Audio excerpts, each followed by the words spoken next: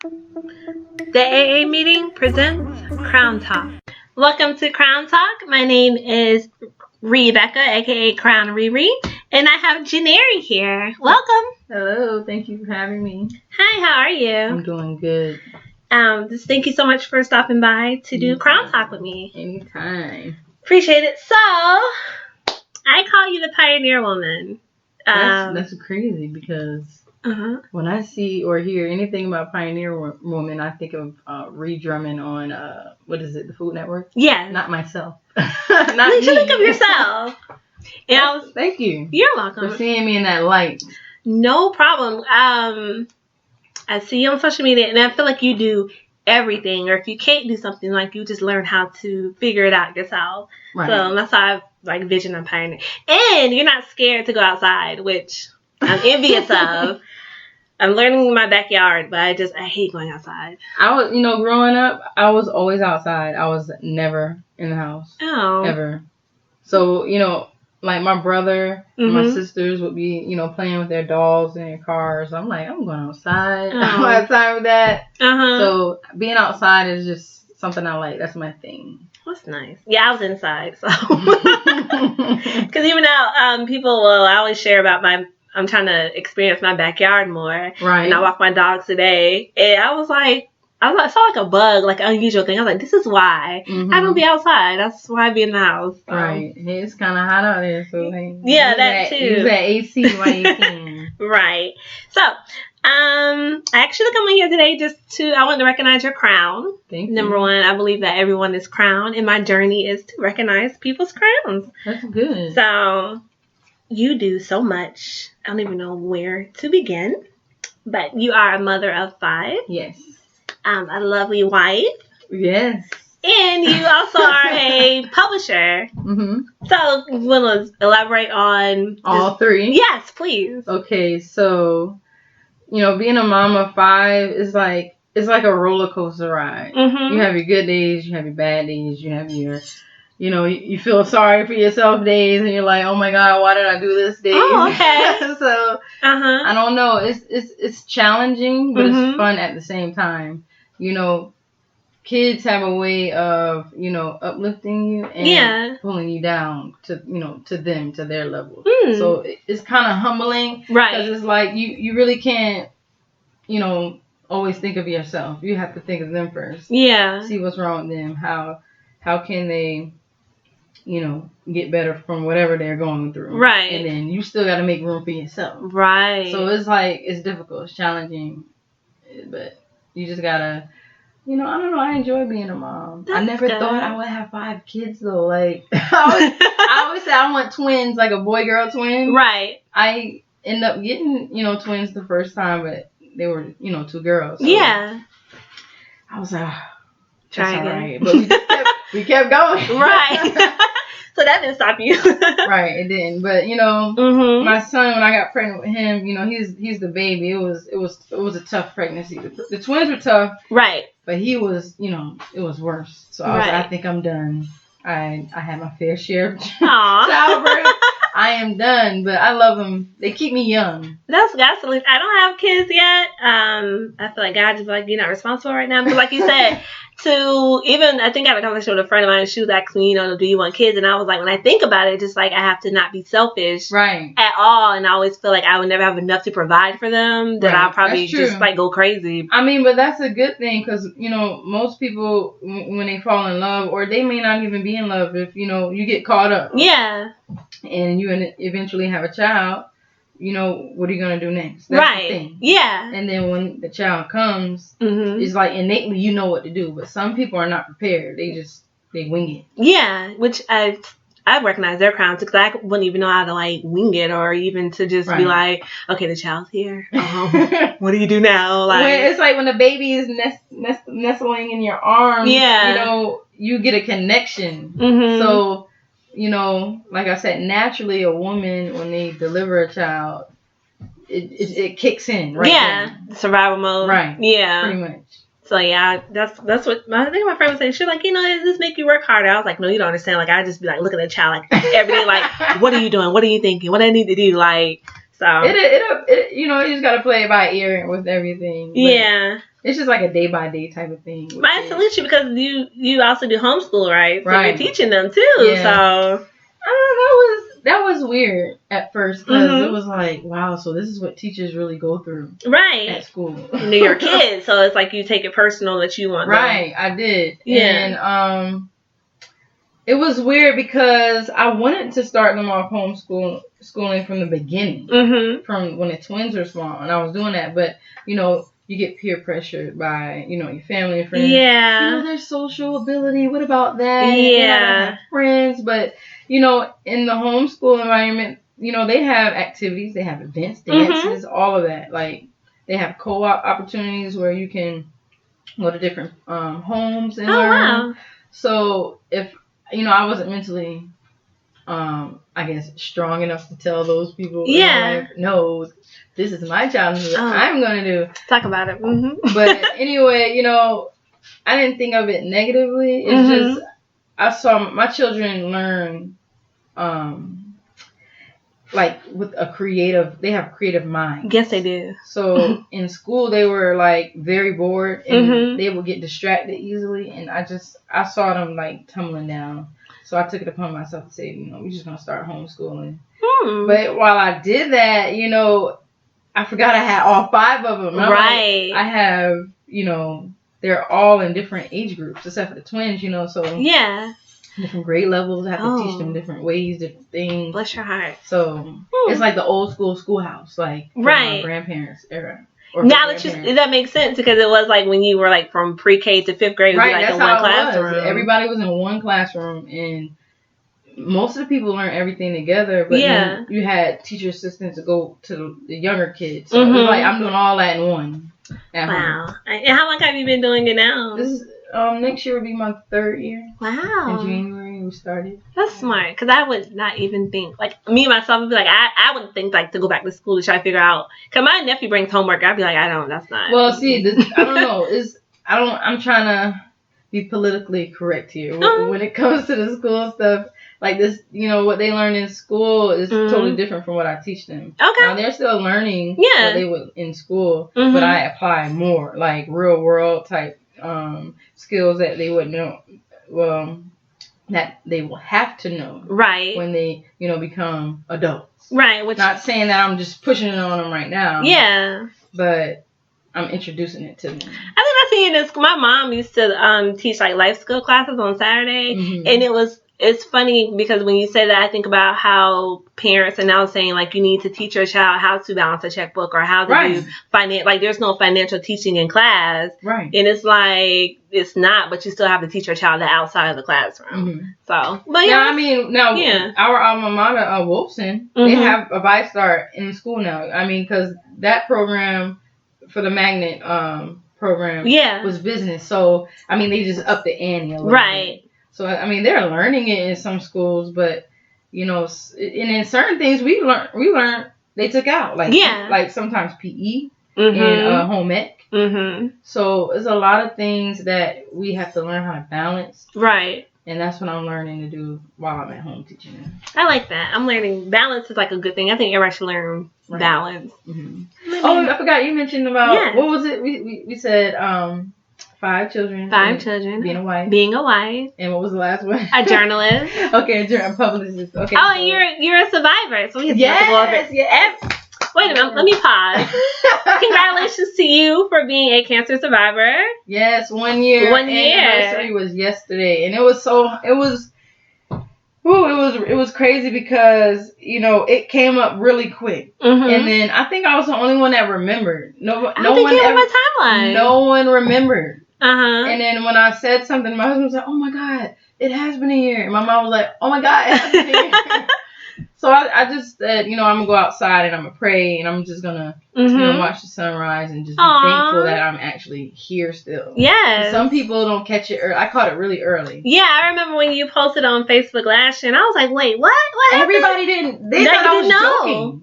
I was like, no, this is really not a joke. This is real. Yeah, first now people have the copy and paste like a post, and I was like, oh, okay. If I scroll down and be like, share this with a friend, I was like, oh no, this is her. Like this is happening to her. That was me. Wow. Because I really didn't want to share it at first, because when they say when you go through something like that, you have to be in a positive mind frame at all times. You have to have a fighter spirit. Yeah. So I felt like if I told people, they would feel sorry, then I would start crying, and then the cancer could really feel that stuff and multiply. And I'm like, I don't want anything to multiply. Right. So that makes sense. I'm gonna stay positive no matter what. Right. And you did. I was like, wait a minute. I know her, and I was like, oh, this is really happening. It was tough at first, like initially, but going through it is like, okay, now I know this is what it is. I'm just gonna have to get through it. Right. Because if I say I can't get through it, then I'm not. Right. And what choice do you have not to get through it? Right. That's why I always be like, what is when people be like, I can't do it, what else can you do? Like, you just have to. You just gotta do it. Yeah, I don't know. Just like being a mom, like we said earlier, oh my God, I got this baby. What I'm gonna do? You have to do it. Yeah, whenever the time comes, I'm just gonna knock on your door and be like, I have a child. And I'm gonna say, here you go. Hold that baby strong, girl. You got it. There's like it's gonna be you and my cousin. She has 6 kids, but I told her, so whenever God be like, you know what, here you go, bless. Be like, well, I'm just gonna stay over here for 6 to 8 weeks. So yeah, but come over and visit and see the things that I have to go through with my babies. They're funny and crazy. They're like wild. What is it? Wild and Wacky Kids. Yeah, we grew up watching on Nickelodeon. I think it's Wild and Wacky Kids. Wild and Crazy Kids. Yes, Wild and Crazy Kids. Where Omar, what is his name?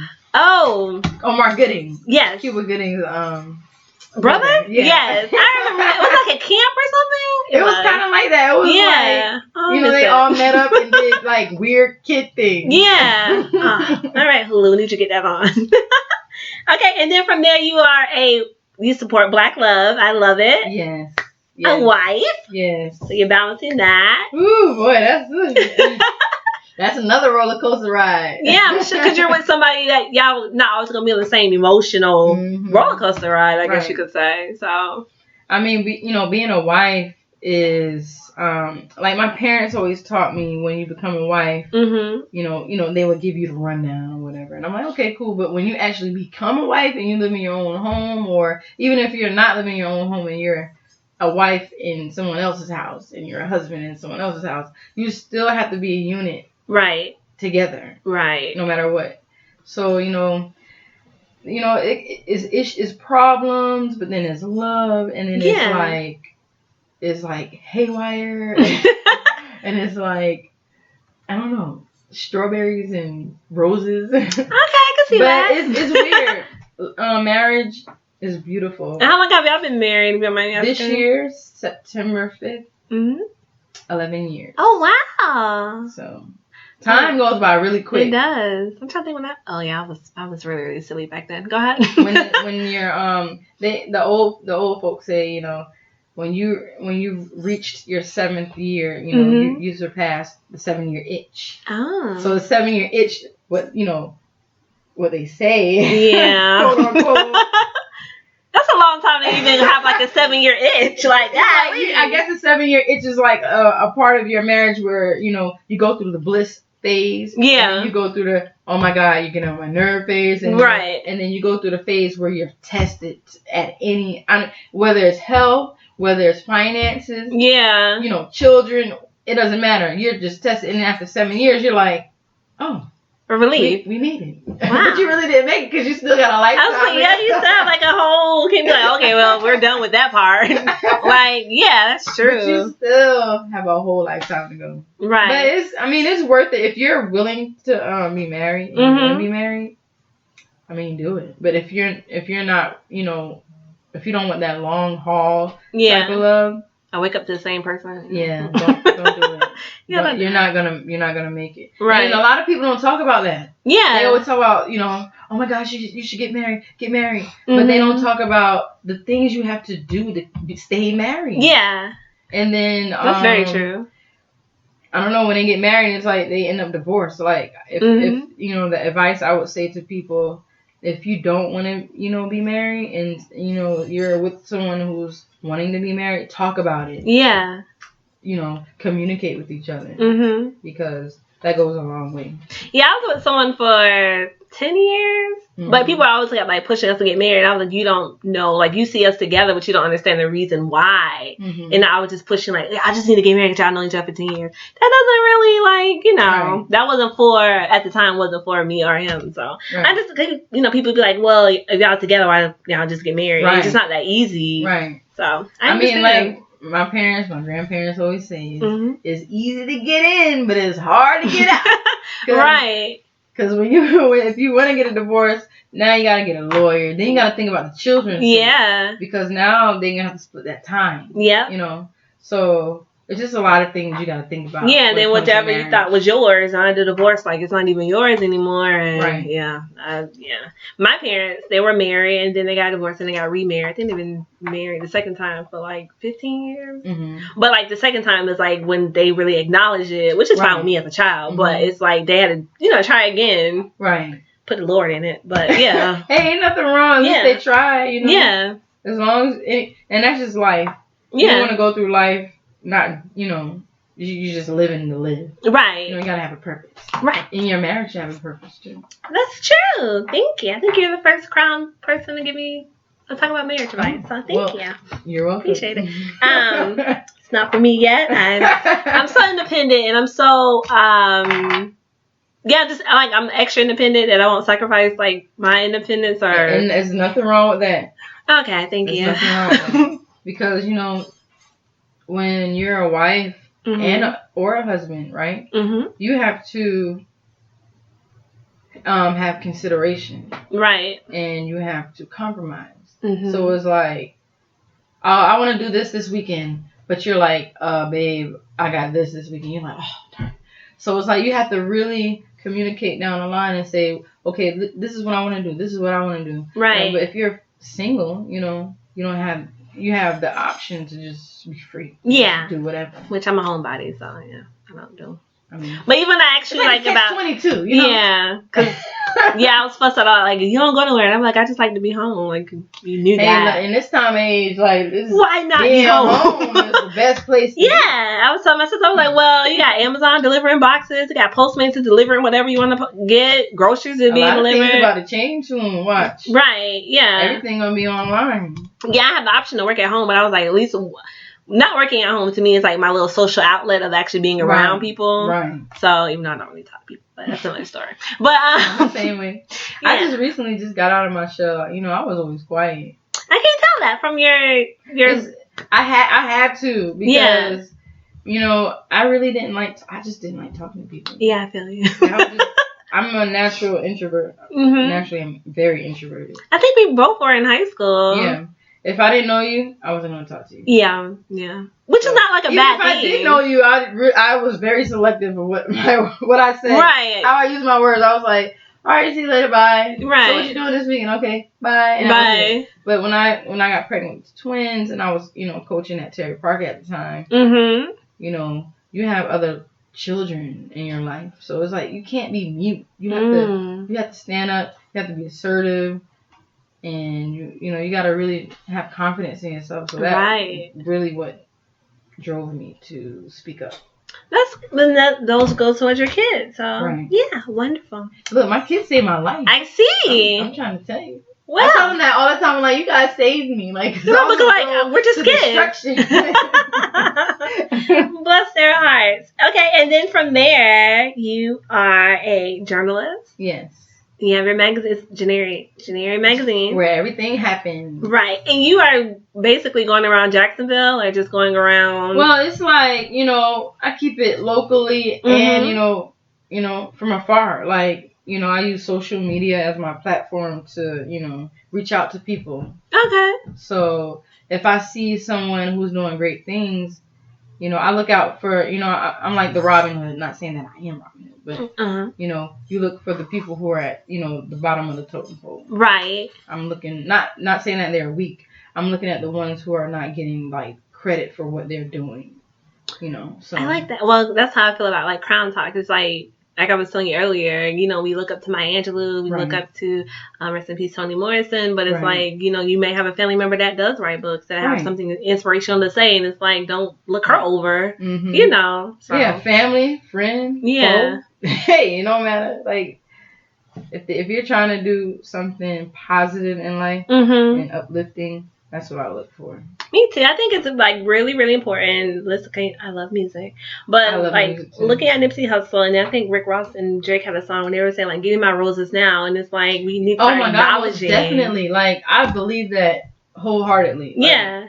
Why wait? And that's really the key of why I started the magazine is because it's a generic magazine where everything happens, and it's a magazine that focuses on hidden figures, and our aim is to give them a voice. Yes, I love it. You know, it could be like my grandmother, my mom's mom. She lives in New York, and she worked for the post office, and she did so many good things in the community, even before she was a post carrier.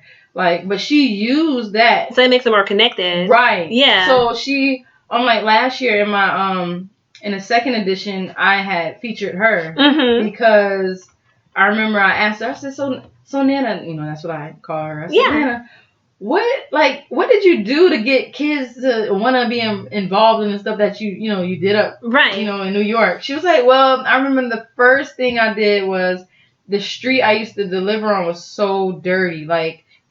Trash used to be everywhere.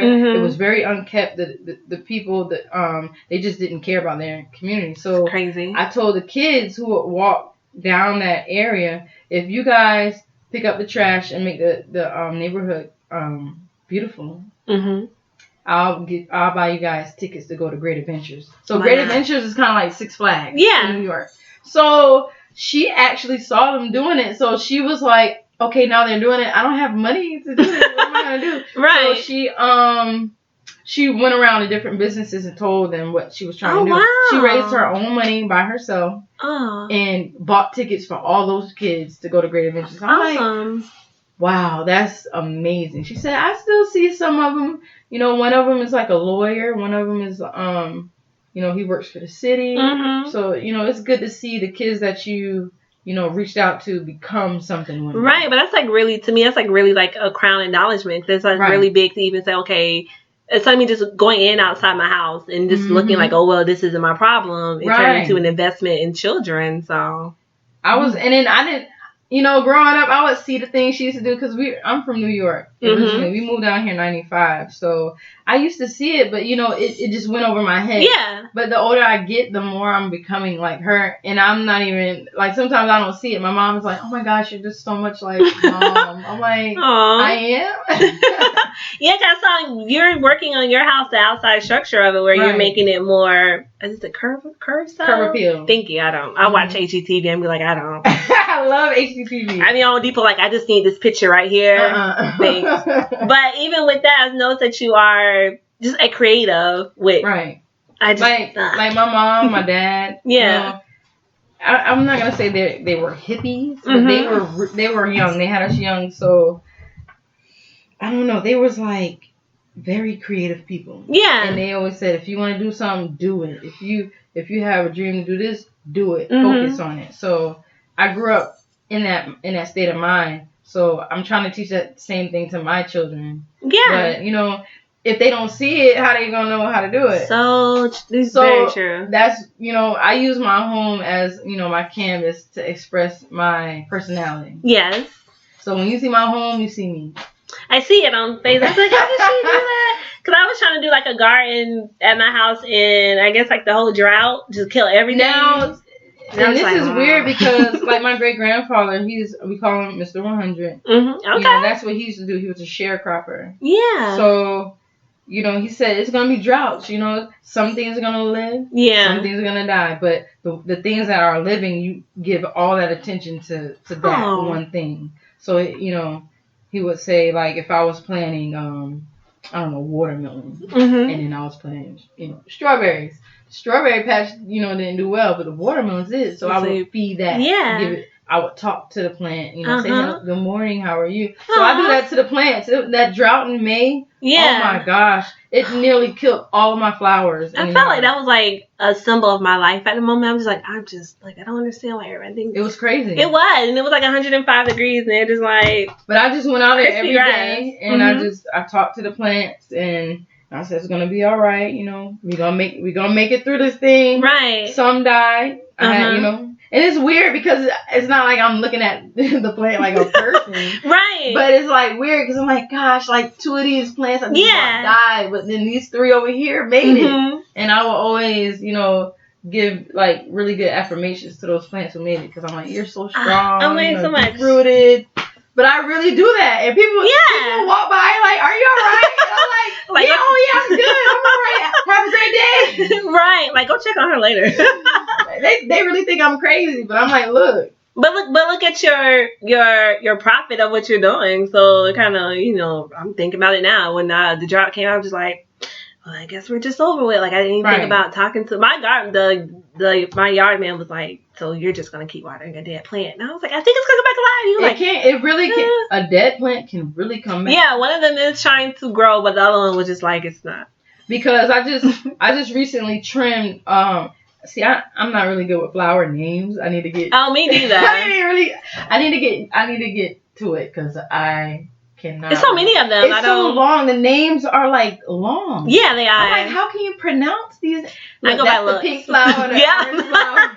I got some yellow ones. Yeah, when I moved into my house, the lady, when I was in transition of buying the house, the people were still there, and she was like, if you go in the backyard, you're going to have rosebuds, you're going to have some yellow flowers, something. So when they moved, I was like, okay, well, I don't know how to keep up with this stuff, whatever. But even now, like, the roses still bloom on their own, and certain things still bloom, and I'm like, I'm sure the lady was just like... So roses, if I can remember, they're really good with, like...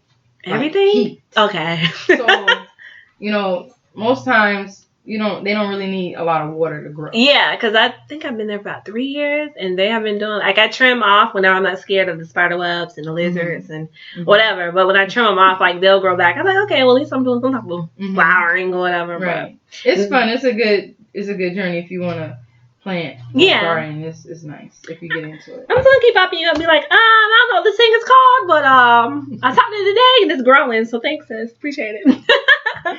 So okay, so now you're working on your 3rd edition of yours. So how's that going?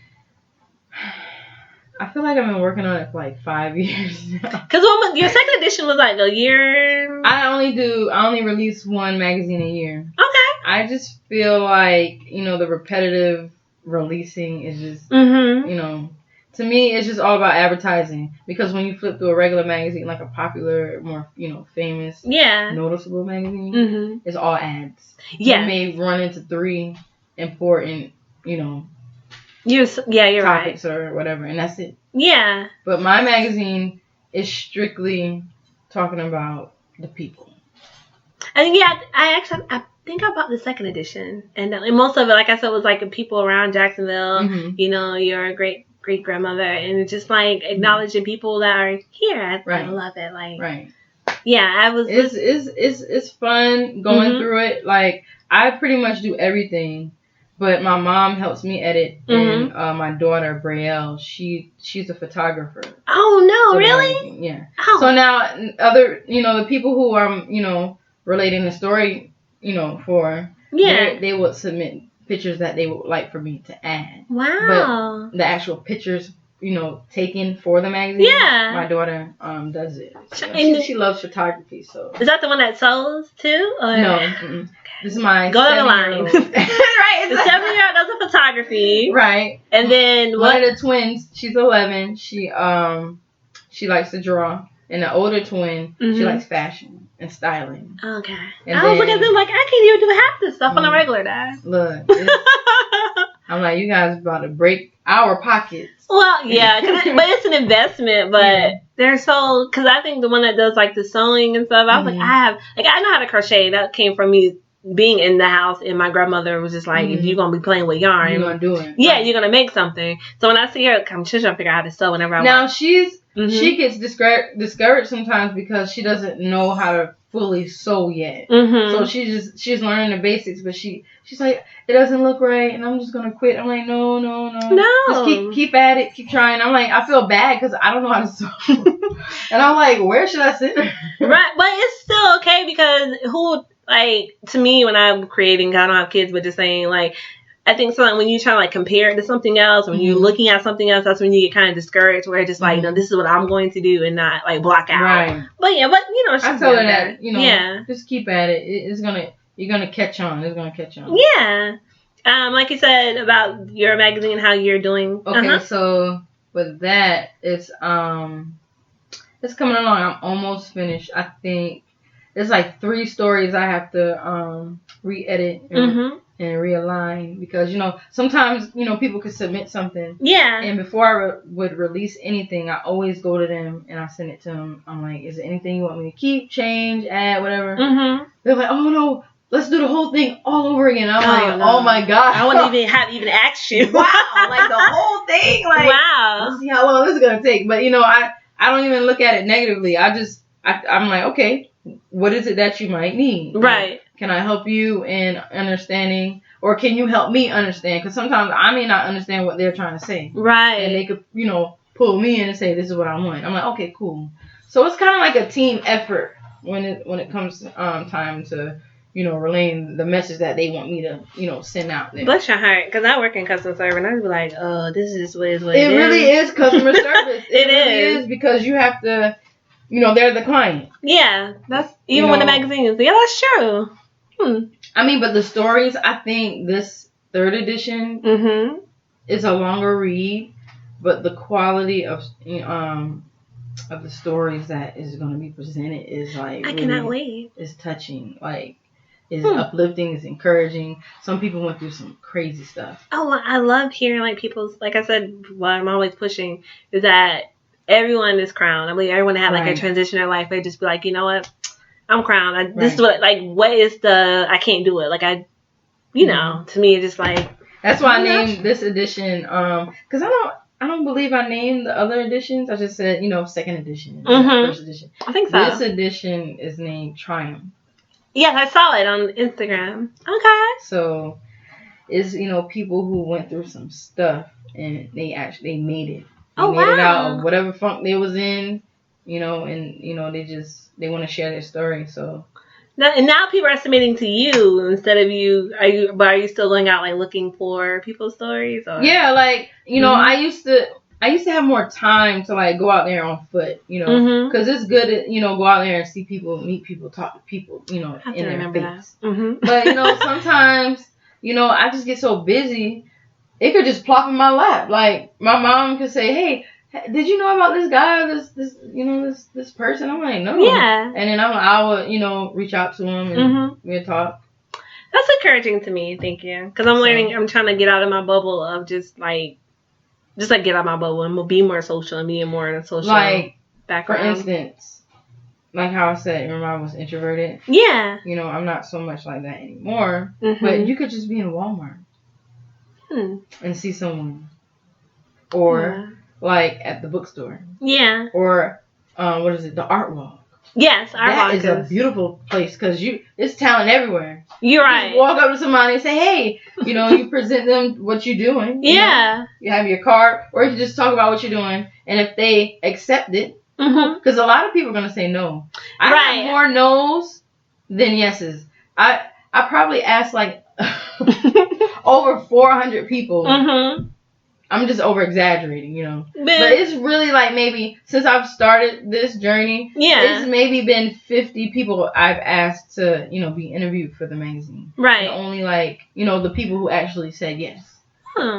So yeah, I have to start from even just asking, like you said, people like when I'm at Walmart, I'm just trying to get my stuff and go home. Right. But I'm learning how to be like, okay, or even when I be like in like Joann's, or like I'm always curious like what I mean by fabric, but I never have a conversation like, what are you gonna make with this, or how? Yeah, shoot, that's a good starter right there. If you see a gentleman in that setting, just ask him, hey, what are you making? What are you making? Yeah. And then, if he's responding back, you have a conversation. Boom. Now you got the open to say, here's what I do. I thought you just taught me something. We're not even like in homeschool, but thank you. I appreciate that. I'm sure the Crown ones will too. Okay. So from there, So how do you know, which this question came to myself, but just asking, how do you know when you have done like enough for the day? Because I feel like sometimes we're like on a rampage. Ooh. Or how do you know I battle that every day. It's like some days I'm super energized and I'm like, we're up early, we're gonna do this thing, and we're actually going over our assignments. And then sometimes we could be working all day, like let's say from like 9. And we'll take a little break and we'll come back. And then by then my husband is calling me. I'm like, why are you calling me? Because normally he's busy at work. He rarely calls me. So if he calls me, I'm like, something's not right. I got off work. I'm like, you got off work? It's 5. What? You've been working all day? Oh my goodness. Right. And then some days I'm like very drained. I'm like, you guys, okay. We're going to start at this time. We're going to go over our work. And then we're going to review. Right. And we're just going to relax. Because I'm tired. Understandable. Do you because I'm learning how to like make a list and like go and say, it's not just like me accomplishing what's on the list, but it's me going back and saying, this is what you did today. Be proud of that. Like I have, like when I first started, I was very overzealous about exactly what I'm doing, how I'm doing it, where, when, how, and all that. But now it's like I write little, bullets of, okay, this is what I'm gonna do these 3 things. Right. Now, at the end of the day, if I go back and I only did 2, I would cross out that one I didn't complete or I didn't, do. Yeah. And I could just start that on a whole nother week. Right. Yeah, so, I had to learn it because I have anxiety and it's more of me just beating myself down when I don't accomplish something. Right. And it's just like, why didn't you do it? What time was it? Why you do that? I battle with OCD and anxiety too. It's I don't think people understand that. Like like my mom and my sisters, they're like, you're so OCD, like you need to relax, you're doing too much. I'm like, it's not that easy. It's like people can't see what I'm doing now, but it's like, how you want to shake something. Yes. That's what you feel like. Yes. Your brain feels like I didn't finish. Yeah. I didn't finish. What am I gonna do? Yeah. I get it. Because I'm trying to balance it out where I work like 9 hours a day, but when I get home, it's like, why can I contribute at least 2 hours to myself to do, podcasting or do crocheting or something? Because the next day when I go home, when I go back to work, it's like, why didn't you do this? Why didn't you do that? Why wasn't that done? You find yourself talking yourself down all day. Like, oh my gosh! But I'm trying to figure out because I don't know what triggered me to maintain or get better with my OCD. Yeah, maybe survivor mode. I really feel like the cancer humbled me a lot. It really slowed me down because it was like, do I really need to do all of this? Is that really important? That I set out a whole year's worth of school stuff. Like, is that really important? Yeah, because you weigh out what's more important. Because, like teachers in school, they're planning. Yeah. But then they lose the engagement with the kids. They don't actually sit and talk to the kids. They're just teaching. Right. Yeah. So I find myself, when I was recovering and I said, you know what? When I get better and I start my routine again at home, I'm going to have another, approach. Right. I'm not going to be so antsy and not so worried, Because it's not healthy, and then it's just like you said, what is more important? Like, what is the scale, or what's, what weighs more, or however. So, right. That's true. And then I'm writing my book about my journey with cancer too.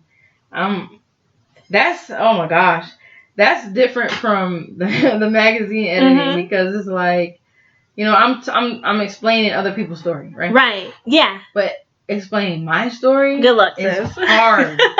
I'm crying. Like, do you know the movie with Diane Keaton, Something's Gotta Give? Yes. I love that movie, but I'm her. It's like, how she's like writing the play. But she's crying. And she's like happy. And she's crying. That's me when I'm writing the book. I'm like, wow. Can I finish this? Like, I can't because I'm writing and I'm happy and I'm like, oh, and it's your life. And yeah.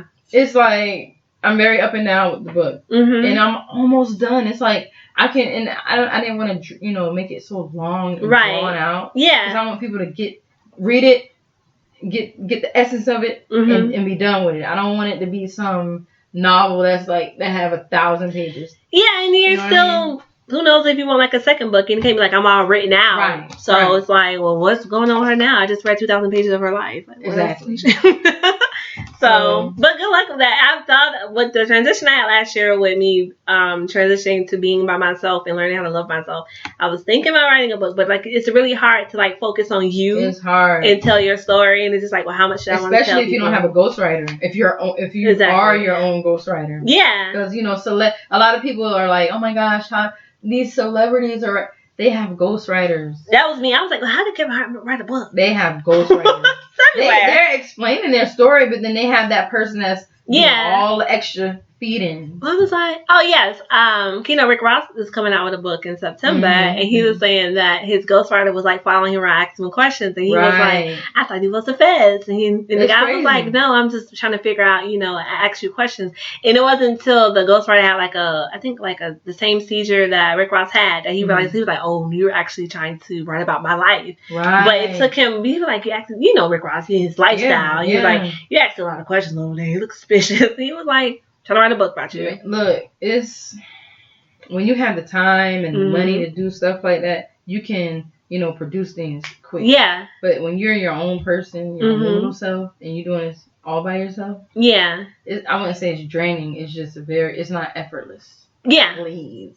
And no one's gonna tell you to stop and like take a moment. Cause like me, I have to tell myself like, okay, stop doing this. Just sit down for like 10 minutes. Don't do nothing. Right. To me, it's like, go, go, go. And then at the end of it, it's like, well, what did I really, what do I really have with those 4 hours of me just going crazy about? Not crazy, but just me like, going like on 10. Exactly. You got 2 pages. It's crazy. Right. And not even probably 2 pages, 2 sentences. Right. Like all the time for 2 hours, I got 2 sentences. Yeah. Like I'm just sitting here. Yeah, I'm going to take a break. Yeah. So, but I'm looking forward to the magazine, also to the book. One thing I wanted to talk about is your eating habits. Uh-huh. So, explain your eating habits. Because certain things I'd be like, that looks good. And then, my eating habits has changed. It's weird. Like when I first found out that I was, sick, I drastically stopped eating my normal comfort food. Yeah. And just went straight vegan. Oh, okay. Cold turkey for a whole year. Wow. No sugar, no. I still don't buy, sugar and stuff. I try to just use honey or agave, stuff like that. But I don't know. Everyone cannot be vegan. Yeah. And they don't teach that. They don't. Nutritionists, don't explain how to be vegan. You can't just cold turkey do it. And if you do, you gotta have somebody who's trained in understanding, people's bodies and their reactions. Right. Now, my reaction, my skin, because I was vitamin deficient. Because I was eating meat. Right. So, and I was allergic to certain vitamins. I'm like, I can't even take vitamins. Right. So, my skin began to itch. Yeah. All the time. Oh, man. And it was like, why am I itching? Like, this is... Because you don't know, because you're not, yeah. So, I went to the doctor and they were like, it's not bad that you eat meat. Just anything you do in life, it has to be in moderation. Right. So, I would say about a month ago, I started, incorporating, lean meat. Okay. So fish. Yeah. Chicken and bison. Okay. So beef and stuff, I don't touch that, but I will only eat meat maybe once or twice out of the month. Every other day is veggies, like a starch. Fruit and water. I rarely drink juice. No apple juice?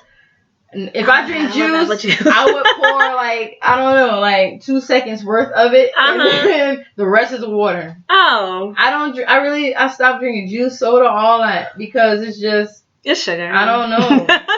I love apple juice. If you don't drink juice for a year and you drink juice again, yeah, because I stopped. It's straight sugar. I stopped eating for a year because I was going through a whole health crisis where my body was just shutting down in certain parts. Because I was overweight pretty much. I told her, I was like, girl, I'm thick, and she was like, no, you're not. You're almost obese or whatever. And I was like, oh, okay.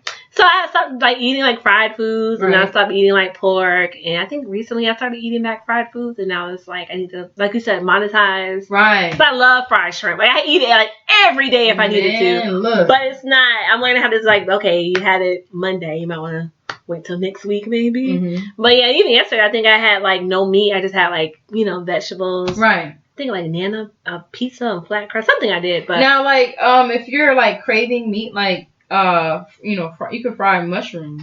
Oh, yeah. Or get jackfruit, and it tastes just like, you know, chicken. And depending on how you're, I'm gonna hold you to that. It's good. Everybody that seasons that, you know, their food different, so it depends on how you cook it. Okay, I'm gonna hold you to that because I do. I tried eating avocado and I was like, I can only eat an avocado when it's like in a dip or something. I can't do it. Yeah, but I was like, how do people be like, oh, this avocado toast is so good? How? Like it's. What? I have to add something else to it. I just can't eat the avocado by itself. And I was at Publix looking so weird. I was like, I don't even know what avocado, because I had like 3 different avocados. And I was like, which one am I supposed to be eating? It's like an old, you know, a Hass or something like that. I don't know. It's kind of brown, purplish color. Yeah, but then Publix had like this really like, but first of all, it was like small. Mm-hmm. And I went there again, it had like this big, like the size of your hand. And I was like, that's the same avocado? Like, I mean, because, you know, you got the organic. Yeah. Processed. So I was like, oh, okay, I'm over that. Okay, and my last question, because I don't want to keep you from your wonderful kids. Oh, great. Thank you. Oh, because I want to have you back on the show because you're going to have your magazine and also your book. So thank you again for coming. I was like, I need to. I bothered you like a couple months ago and I was like, I'm going to have you. Bother me. Okay. You know, it took me like so much nerve to be like, I want her on my show. Let me figure out how to ask her. I'm just plain old generic. I know, but you look so busy when you're like on social media with your kids. I'm very busy. Yeah. I rarely sit down. I rarely go to sleep. Like, I don't even know what. That's not, you have to sleep. I have to sleep, but when I'm sleeping, I don't feel like I'm asleep. Like, yeah, that's what I was talking to I went to start seeing a counselor, and outside I was like, you know, I don't think sleep is like the best thing for me to do because I do just sitting there like thinking and not even being asleep. And she's like, well, if you don't at least stop what you're doing and take a moment, you're gonna get burnt out. Yeah, I had to start, you know, doing yoga.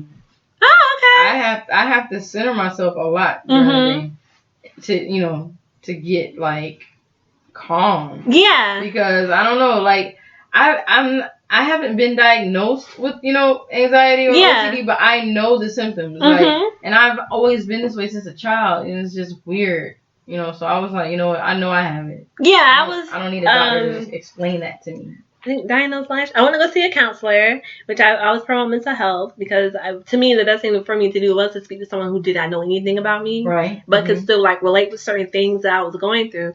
And because I thought like anxiety, I didn't know what it was, but I was like, okay, I'm a black woman just trying to make it in the world, and I just think about my bills and feeding my dogs. But I talked to her, and she was like, I went through like everything. She was like, oh no, that's anxiety, and I was like, oh yeah.